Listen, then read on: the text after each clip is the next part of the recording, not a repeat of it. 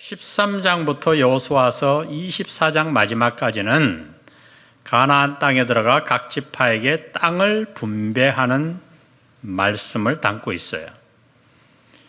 첫 절 말씀에 우리가 마음에 담아야 할 것은 하나님이 여호수아에게 네가 나이 많아 늙었지만 여전히 네가 얻어야 할 땅이 많이 남아있다, 이렇게 말씀하십니다. 성경을 읽으며 이 말씀이 이상한 이유는 우리가 지난주에 공부했듯이 11장 23절에서 하나님이 이렇게 말씀하셨기 때문이에요. 이와 같이 여호수아가 여호와께서 모세에게 말씀하신 대로 온 땅을 점령하여 이스라엘 지파의 구분에 따라 기업으로 주매 그 땅에 전쟁이 거쳤더라. 이미 다 가나안을 점령하고 지파에게 땅을 분배하고 그 땅에 전쟁이 거쳤어요. 그런데 왜 하나님이 나타나셔서 여호수아에게 네가 여전히 얻어야 할 땅이 매우 많이 남아있도다, 이렇게 말씀하시는 걸까요? 우리가 이것을 이해하기 위해서는 히브리적 사고방식을 이해해야 됩니다. 우리 한국도 비슷해요. 우리 한국과 동양 문화는 정확성만을 추구하지 않아요. 그래서 식당에 가서 사이다 드릴까요? 몇 병 드릴까요? 그러면 서너 병 줘. 이게 서양 사람들이 들으면 기가 막힐 일이에요. 서너 병이 몇 병이에요? 2병, 3병, 4병. 그래도 아무도 몇 병이요 묻지 않아요. 적당히 가져와요. 다 통해요. 이게 히브리적 우리 동양 문화예요. 이 말씀은 뭐냐면 여호수아가 가나안에 들어가서 주요 지역들은 다 점령했어요. 그리고 각 지파에게 땅을 맡겼어요. 그러나 이 지파들이 맡은 땅 안에는 여전히 가나안인들이 거하고 있었습니다. 소그룹으로. 그러니까 그 지파들이 여전히 전쟁을 해서 그 땅을 이제 점령해야 된다는 말씀이에요. 이것이 다 같은 말씀이에요. 여러분, 여기서 한번 여호수아의 인생을 잘 생각해 보십시오. 이 자리에 오기까지 얼마나 힘들었던가요? 그 유명한 지도자 모세의 뒤를 이어 이스라엘 백성을 이끌고 이제 가나안에 들어왔어요. 7년 동안 수많은 전투를 통해 주요 지역을 다 점령을 해서 돌아보니 이제 그의 나이가 거의 100세가 되었어요. 그런데 아직도 점령해야 할 땅이 많이 남아있다니. 여러분, 이것이 바로 우리의 이야기예요. 이것이 우리의 인생이에요. 우리의 인생은 아무리 힘써도 이루지 못할 일들이 여전히 남아 있습니다. 인생은 내 힘만으로는 결코 완성할 수가 없어요. 여호수아와 같이 탁월한 지도자가 그러하다면 하물며 우리이겠습니까? 하나님의 말씀을 다시 들어보세요. 너는 나이가 많아 늙었고 얻을 땅이 매우 많이 남아 있도다. 이 말씀 앞에서 우리는 우리를 돌아보고 우리의 한계를 인정해야 합니다. 아무리 힘써도 해야 할 일은 여전히 남아있고 아무리 애써도 내가 모든 일을 다 이룰 수 없어요. 힘쓰고 애쓴다고 내가 내 인생을 지킬 수 있던가요? 내 인생도 못 지키는데 내 자녀의 인생, 내 자손들의 인생을 내가 어떻게 책임지겠어요? 그래서 우리는 지난 시간에 공부한 대로 기도의 자리로 나가야 되는 거예요. 내 힘으로 할 수 없으니까. 노인이 된 그의 앞에 여전히 놓여있는 많은 일들을 바라보며 한숨 짓는 여호수아에게 하나님은 다가오셔서 감사하게도 이렇게 말씀하십니다. 6절을 보세요.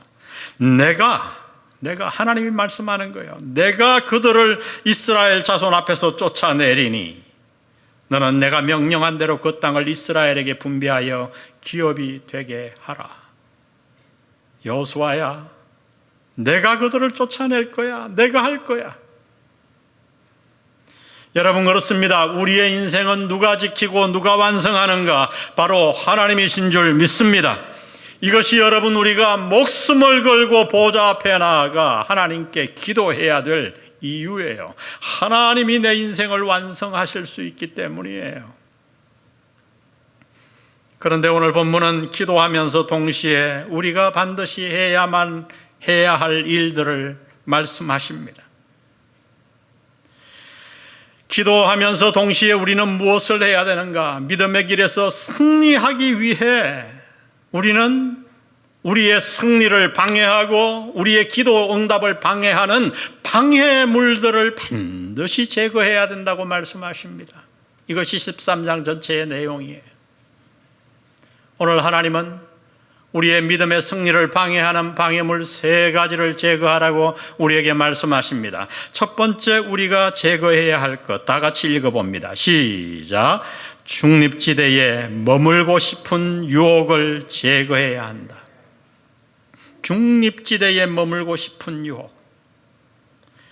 이 13장에는 르우벤 족속과 갓 족속과 므낫세 반지파에게 요단 동쪽 땅이 분배된 이야기를 싣고 있어요.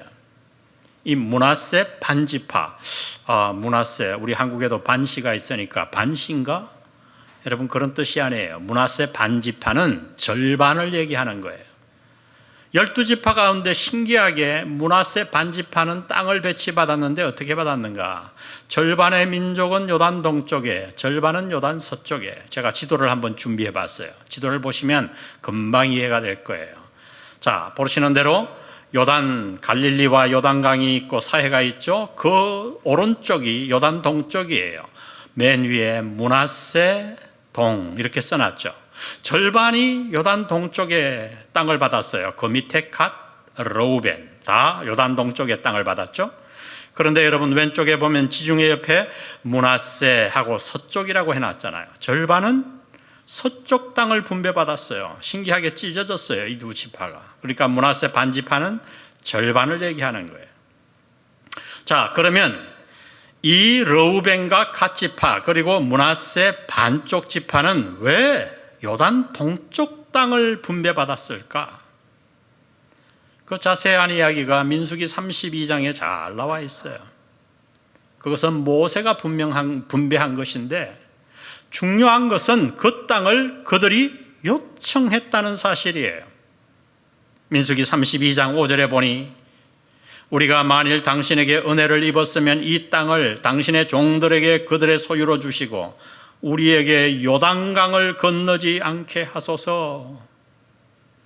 그러자 모세가 노를 바랍니다. 모세는 계속해서 그들 앞에서 이렇게 얘기해요. 10명의 정탐꾼들이 잘못된 보고를 해서 모든 이스라엘 백성들이 낙심하고 원망하여 불평하다가 광야에서 다 죽은 사실을 다시 상기시키며 14절에 이렇게 얘기합니다. 보라, 너희는 너희의 조상의 대를 이어 일어난 죄인의 무리로서 이스라엘을 향하신 여호와의 노를 더욱 심하게 하는도다. 아주 심한 말을 해요. 모두가 요단강을 건너 가나안 땅을 정복하기를 원하는데 두 지파 반이나 더 빠지면 나머지 사람들이 얼마나 낙심하겠어요. 그래서 모세는 화를 낸 거예요. 그러면 그들은 왜 동쪽 땅을, 요단 동쪽 땅을 요구했을까요?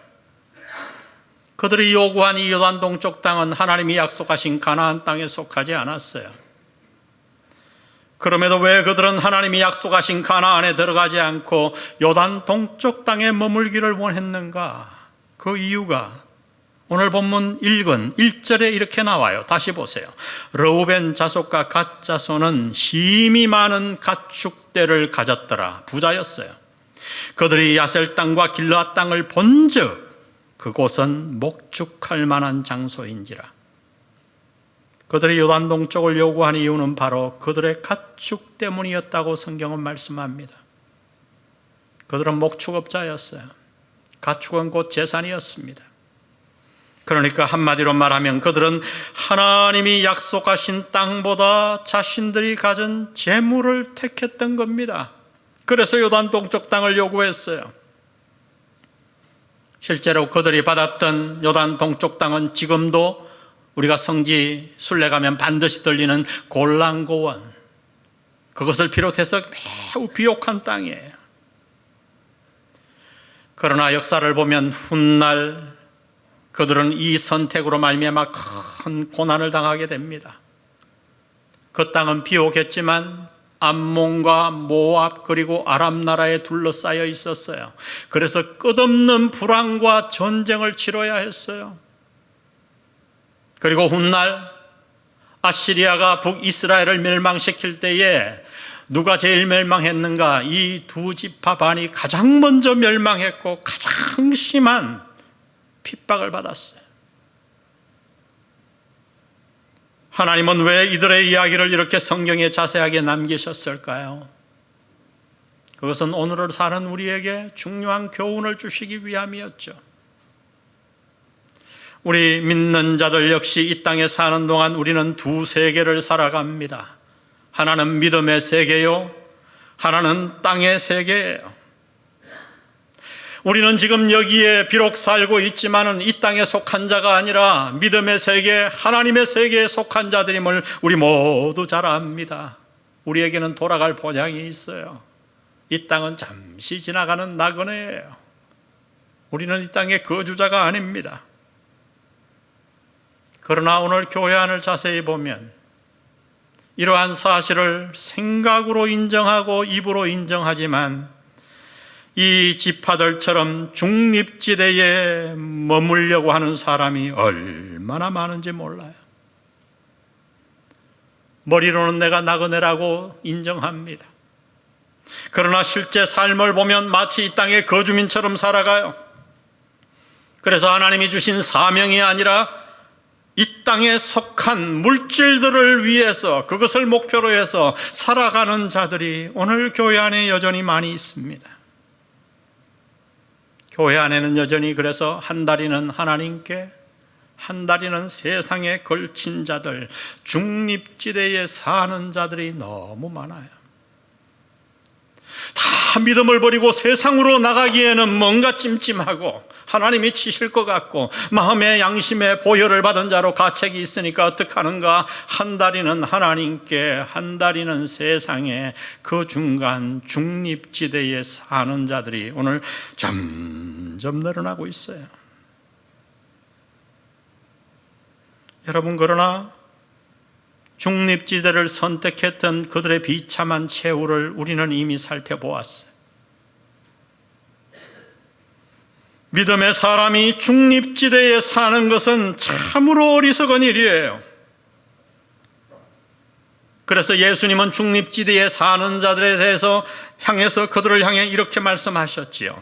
요한계시록 3장 16절에 보니 내가 이같이 미지근하여 뜨겁지도 아니하고 차지도 아니하니 내 입에서 너를 토하여 버리리라. 강한 말씀이에요. 하나님은 중립지대에 사는 자들의 믿음을 받지 않으십니다.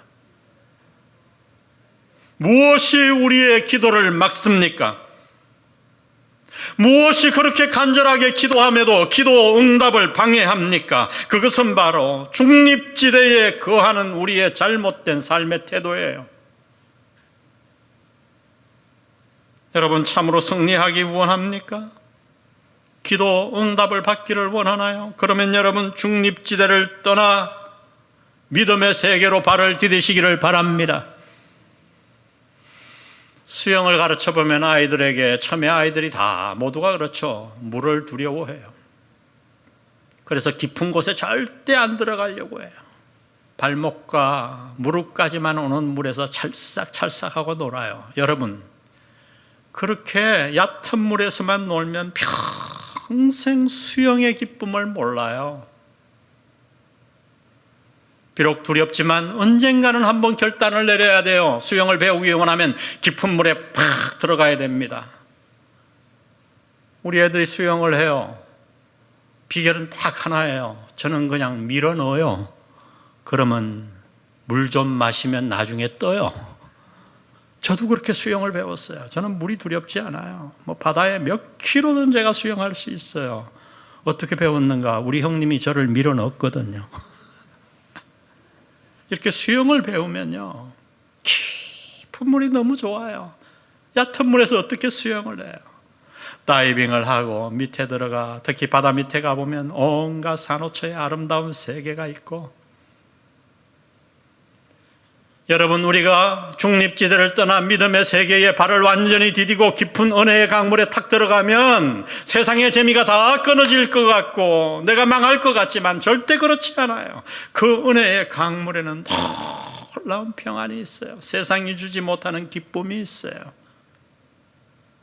그 안에서 우리는 기도 응답의 놀라운 열매들을 바라보고 하나님과 친밀한 교제를 가지고 하나님의 능력을 체험한 결과 이 땅에서 승리할 줄 믿습니다. 그러므로 여러분, 믿음의 승리를 원하면 먼저 중립지대에 거하고 싶은 유혹을 뿌리치십시오. 제거하십시오. 하나님은 두 번째 믿음의 승리의 비결로 이렇게 말씀합니다. 우리가 제거해야 할 것, 다 같이 읽습니다. 시작. 영적 싸움을 포기하고 싶은 유혹을 제거해야 한다. 오늘 본문은 이 두 지파 반들의 또 한 가지 잘못을 보고하고 있어요. 그 내용이 13절에 이렇게 기록됩니다. 거술 족속과 마가 족속은 이스라엘 자손이 쫓아내지 아니하였으므로, 쫓아내야 될 족속인데 안 쫓아냈어요. 그래서 결과가 어떤가? 거술과 마갓이 오늘까지 이스라엘 가운데에서 거주하니라. 그들은 왜 하나님이 쫓아내라고 하는 족속들을 쫓아내지 않았는가? 그 이유는 바로 그들이 이제 더 이상 전쟁을 하기가 싫었기 때문이에요. 더구나 자세히 다른 본문들을 읽어보면 이들은 이 두 족속에게서 조공을 받고 있었어요. 수입까지 얻고 있었어요. 한마디로 그들은 이제 영적 싸움을 거치고 이제 적들과 적당히 타협하여 편하게 안주하기를 원했던 거예요. 오늘 코로나를 맞아 교회 안에 벌어진 현상 가운데 하나가 뭔지 압니까? 안주하기를 원하는 자들이 늘어나고 있다고 하는 거예요.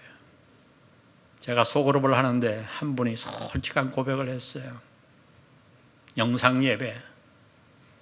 처음에는 교회에서 광고한 대로 양복을 입고 탁 주일날 예배 나오는 대로 탁 앉아서 예배를 드렸대요, 영상으로. 그런데 한 달이 가고 두 달이 가니까 시간도 제대로 안 지키고 추리닝 바람으로 소파에 앉아 예배를 드리는데 어느 날 자기를 보니까 소파에 누워서 예배를 드리고 있더래요. 솔직한 고백을 하더라고요. 교회 나온 지 몇 년 안 된 새 가족이에요. 한때 열심히 믿었어요. 한때 젊었을 적에 그렇게 열심을 내며 주의 나라를 위해 헌신하던 사람들이 세월이 지나며 안주의 자리로 나아갑니다. 그들은 더 이상 치열한 영적 싸움을 원하지 않아요. 적당한 자리에서 편하게 머물기를 원합니다. 그러나 여러분, 이렇게 안주하기를 원하는 자들은 중립지대에만 머물게 되는 게 아니라 중립지대에서 그 다음 단계로 나가요. 세상으로 끌려 나가게 됩니다. 히브리 기자는 영적 싸움을 포기하고 안주하는 자들에게 그래서 이렇게 경고합니다. 히브리서 10장 38절에 보니 나의 의인은 믿음으로 말미암아 살리라. 그 믿음은 어떤 믿음인가? 또한 뒤로 물러가면 내 마음이 그를 기뻐하지 아니하리라. 옛날 번역에는 더 강하게 침륜에 빠진다고 표현했어요. 뒤로 물러가는 것을. 39절에 보니 우리는 침륜에 빠져 뒤로 물러나 멸망할 자들이 아니요 오직 영혼을 구원함에 이르는 믿음을 가진 자니라. 아멘. 평생을 복음에 헌신했던 바울은 인생의 항원에 이렇게 고백을 합니다. 빌립보서 3장 13절에 보니 형제들아 나는 아직 내가 잡은 줄로 여기지 아니하고 오직 한 일 적 뒤에 있는 것은 잊어버리고 앞에 있는 것을 잡으려고 표대를 향하여 그리스도 예수 안에서 하나님이 위에서 부르신 부름의 상을 위하여 달려가노라. 여러분, 중요한 것은 바울이 이 고백을 할 때 어디에 있었는가 하는 거예요. 그는 감옥에 있었어요. 여러분, 감옥에서 어떻게 표대를 향하여 달려갈 수 있습니까? 그러나 바울은 말합니다. 비록 그가 감옥에 있지만, 아무것도 할 수 없는 상황 가운데 갇혀 있지만, 그는 말합니다. 내가 뒤에 있는 것은 다 잊어버리고 하나님이 내 앞에 주신 표대, 그리스도께서 나를 부르신, 하늘에서 부르신 부름의 상을 향하여 감옥에서 내가 오늘도 달려가노라. 여러분, 이것이 하나님이 우리에게 원하시는 믿음의 모습이에요. 혹시 열정적인 헌신 후에 나이가 들며 코로나로 말미암아 안주하고 계신가요? 그렇다면 일어나십시오. 오늘 그 자리를 떨치고 일어나세요. 여호수아서를 읽어보면 가나안 땅을 분배하는 동안 한 가지 문제가 생깁니다. 그것은 아무도 헤브론 성을 점령하겠다고 자원하는 사람이 없었어요. 왜요? 헤브론 성은 너무 강해서. 헤브론 성 누가 가질래? 하니까 아무도 없어, 잠잠해요. 근데 그때 저 뒤에서 한 사람이 손을 듭니다. 자신이 헤브론 성을 점령하겠다고 나섭니다. 자신과 자신의 가족들이. 그가 바로 갈렙이었어요. 여호수아서 14장 12절은 이렇게 말합니다. 그날에 여호와께서 말씀하신 이 산지를 내게 주소서. 당신도 그날에 들으셨거니와 그곳에는 아낙 자손 골리앗의 선조들이에요. 거인들이 있고 그 성읍들은 크고 견고할지라도. 우리 그 다음을 다 같이 읽습니다. 시작. 여호와께서 나와 함께 하시면 내가 여호와께서 말씀하신 대로 그들을 쫓아내리라. 거인들이 살고 그 성읍이 견고할지라도 여호와께서 나와 함께 하시면 내가 여호와께서 말씀하신 대로 그들을 쫓아내리라. 여러분이 이 담대한 선언을 할 때 갈렙의 나이가 몇 살이었는지 아십니까? 85이었어요. 그는 47년 전 젊은 나이 12정탐꾼의 시절부터 나이 많아 노년에 이르기까지 한 번도 영적인 전투를 포기한 적이 없어요. 안주한 적이 없었어요. 아무도 지원하지 않는 그 헤브론 성 앞에서 그 노인이 내가 그 성을 취하겠습니다. 여호와께서 나와 함께 하시면 내가 그들을 쫓아내리이다. 할렐루야. 하나님은 이 모습을 원하는 거예요. 하나님은 이것을 우리에게 원하십니다.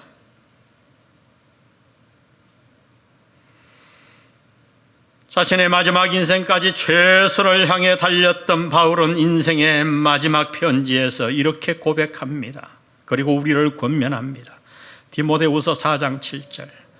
나는 선한 싸움을 싸우고 나의 달려갈 길을 마치고 믿음을 지켰으니 이제 후로는 나를 위하여 의의 면류관이 예비되었으므로 주곧 의로우신 재판장이 그날에 내게 주실 것이며 내게만 아니라 주의 나타나심을 사모하는 누구에게도니라?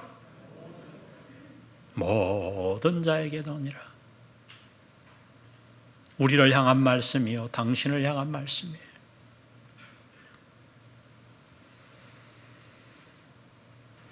혹시 너무 어려워 코로나로 안주하고 있나요? 오늘 벌떡 일어나시기를 주의 이름으로 축복합니다. 우리가 믿음의 길에서 승리하기 원하고 기도의 응답을 확실하게 받기를 원하면 우리는 중립지대에 머물고자 하는 유혹을 뿌리쳐야 합니다. 그리고 영적 싸움을 포기하여 안주하고 싶은 유혹도 버려야 합니다. 마지막 우리가 물리쳐야 할 것을 하나님은 이렇게 말씀합니다. 다 같이 읽어봅니다. 시작. 세상과 사탄의 유혹을 물리쳐야 한다. 오늘 본문에는 별로 필요할 것 같지도 않은 짧은 언급이 등장합니다. 13장 22절에 보니 이스라엘 자손이 그들을 살육하는 중에 부올의 아들 점술과 발람도 칼날로 죽였더라. 이스라엘이 그날 진멸한 사람들이 너무 많았는데 왜 그 가운데 유독 발람을 죽인 사실을 강조했을까요? 발람의 이야기는 민수기 22장에서 25장까지 아주 길게 나와요. 모압 왕 발락이 강력한 이스라엘이 쳐들어온다는 말을 듣고 당황하여 점술과 발람을 초대해서 이스라엘 백성을 저주하도록 만듭니다. 돈을 많이 주면서. 그런데 하나님이 발람에게 나타나셔서 저주를 못하게 하시고 축복을 하게 해요. 4번씩이나 발락이 발람에게 요구를 하고 돈을 줬는데도 그때마다 발람은 와가지고 이스라엘을 오히려 축복합니다. 이것만 읽은 많은 성도들은 발람이 좋은 사람이라고 생각해요. 그런데 왜 이스라엘 백성들이 그러면 그 발람을 죽였을까요? 여러분, 발람의 이야기를 다 여러 곳에 종합해 보면 이 발람은 겉으로는 이스라엘을 축복하는 것 같았지만 그 속과 실상으로는 이스라엘을 교묘하게 속여 음행에 빠지게 만들었어요. 발람이 떠난 후에 그래서 어떤 일이 벌어졌는가를 민수기 25장 1절은 이렇게 기록해 놓았어요. 이스라엘이 시딤에 머물러 있더니 그 백성이 모압 여자들과 음행하기를 시작하니라. 이 일로 인해 연병으로 그날 하루에 2만 4천 명이나 죽었어요. 이 모든 것이 바로 발람의 꾀로 말미암아 생긴 피해였습니다. 그래서 베드로 사도는 훗날 거짓 선지자들에 대해서 경고하면서 발람의 예를 이렇게 듭니다. 베드로후서 2장 15절에 보니 그들이 바른 길을 떠나 미혹되어 부올의 아들 발람의 길을 따르는도다. 그는 불의의 삭설 사랑하다가 자기의 불법으로 말미암아 책망을 받되 말하지 못하는 나귀가 사람의 소리로 말하여 이 선지자의 미친 행동을 저지하였느니라. 보면 아주 강하게 발람을 책망합니다. 여러분, 그래요. 발람은 거짓 선지자였어요. 이스라엘을 축복하는 척 했지만은 뒤로는 산당을 만들어 제사에 많은 사람들을 나오게 하고 그 제사 지역에 모압의 예쁜 여자들을 배치해서 음행에 다 빠지게 만들었어요. 여러분, 오늘도 우리 주위에 이렇게 우리를 속이는 무리들이 얼마나 많은지 모릅니다. 최초의 조상 아담과 하와를 유혹했던 그 사탄은 지금도 여전히 살아서 저와 여러분을 유혹하고 있어요. 여러 가지 모양과 교묘한 방법으로. 그러므로 우리는 이 믿음에서 승리하기 위해 거짓 선지자와 잘못된 거짓의 유혹에 싸워 이겨야 합니다. 사탄은 지금도 우리를 믿음의 길에서 떨어뜨리기 위해 안간힘을 쓰고 있죠. 그는 먼저 어떻게 하는가? 저와 여러분으로 하여금 중립지대에 살도록 유혹해요. 이 정도는 괜찮아. 뭐 내가 세상으로 나가라 그러니 이 정도는 괜찮아. 남들도 다 그렇게 하잖아. 하나님 나라도 좋지만 세상도 필요해. 이제 중간지대로 와. 그렇게 우리가 그 유혹에 속아 중립지대에 들어서면 또 와서 속삭입니다. 이제 그만해도 돼. 너는 할 만큼 했잖아. 이젠 나이도 있는데 이제 다음 세대가 다 알아서 할 거야. 이제는 내 인생을 챙겨. 사탄은 우리를 중립지대에 끌고 와서는 다시 유혹해서 안주의 자리로 이끕니다. 저는 목회하면서 이런 분들을 참 많이 봐요. 갈렙과 같이 신앙생활을 해야 되는데 바울과 같이 신앙생활해야 되는데, 끝까지 달려가야 되는데, 한때 교회를 위해 그렇게 헌신했던 자들이 뒤에 물러나 안주의 자리에 머뭅니다. 여러분, 그 다음 단계는 뻔해요. 사탄은 우리를 발람의 속임수로 속여 드디어 믿음의 길을 떠나게 만들지요. 하나님의 말씀보다는 온갖 주위에서 떠도는 잘못된 말들의 귀를 기울이고, 그 결과는 뭐예요? 멸망이에요. 오늘 이 말씀이 하나님의 음성으로 우리의 마음에 박히기를 주의 이름으로 축복합니다. 우리 앞에는 많은 우리의 믿음의 길을 방해하는 방해물들이 있어요. 교묘하게 우리의 기도의 자리로 나아가는 것들을 방해하는 잘못된 방해물들이 많아요. 우리 모두 중립지대에서 떠납시다. 안주의 자리에서 벌떡 일어나시기를 바랍니다. 그리고 사탄의 유혹을 물리치고 갈렙처럼 이 산지를 내게 주소서, 여호와께서 함께 하시면 내가 그들을 쫓아내리라. 뒤에 있는 것은 잊어버리고 내가 표대를 향하여, 하나님이 부르신 부름의 상을 향하여 감옥에서조차 내가 달려가노라. 오늘 이런 승리하는 믿음 생활 하시는 여러분 되시기를 주의 이름으로 축복합니다. 오늘 말씀 생각하시며 우리 찬양하십시다. 예수의 길, 그 좁은 길, 이 찬양 주님 앞에 드립니다.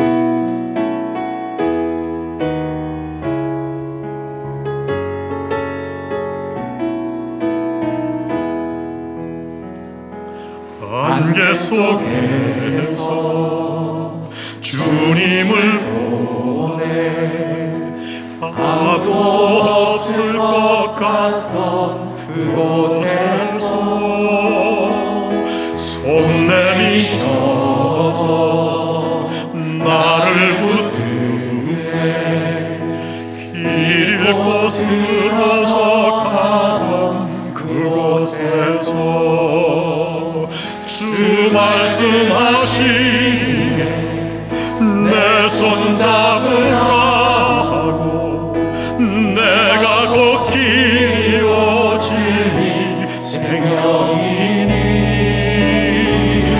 나 그 길을 보내 주 예비하신 곳 다른 길로 돌아서지 않으리.